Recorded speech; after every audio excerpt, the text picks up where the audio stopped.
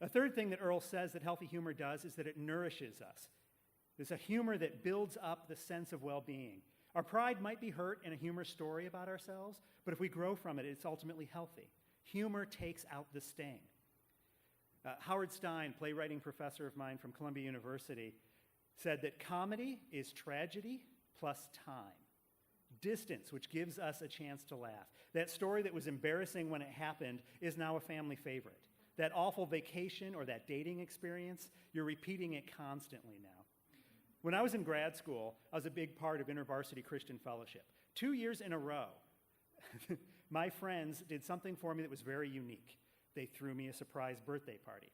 That's not the unique part. The unique part is 2 years in a row, they forgot to invite me.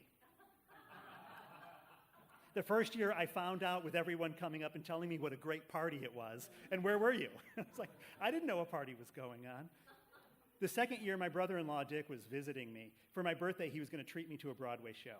On his way out of our apartment to meet me, my roommate grabbed him and said, "We have a party for Sean in an hour, and we forgot to get him here. Can you bring him here? Is he available?" And of course, that was at 8 p.m. That was when the Broadway show was starting. I was not available.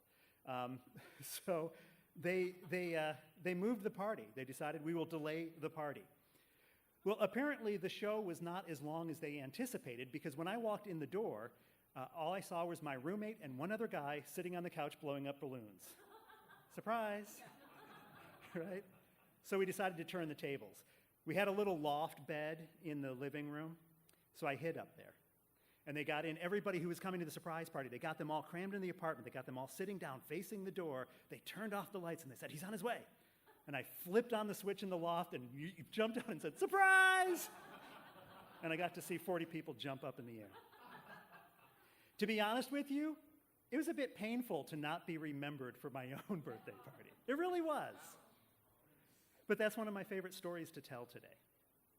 Consider it pure joy, my brothers and sisters, when you face trials of many kinds, because you know that testing of your faith produces. I'm intentionally leaving off the last word because what's important, testing of your faith produces. Don't forget that. J.R.R. Tolkien felt that true fairy tales, or true myths, contained happy endings. True myths are the opposite of tragedy in his mind. He called it the eucatastrophe. He took a catastrophe, which is a sudden bad thing happening, and he said there's a reverse. There's the eucatastrophe, which is a swift, joyous turn, a sudden and miraculous grace. No matter how hard and ugly the journey, the end is a salvation brighter than even the start. He says this because he believes that fantasy stories help us to see reality clearer. They help us to see what we were meant to see. This is why, for him, true fairy stories have a eucatastrophe, to mirror the cross and resurrection, the great eucatastrophe we know to be the truth and the life.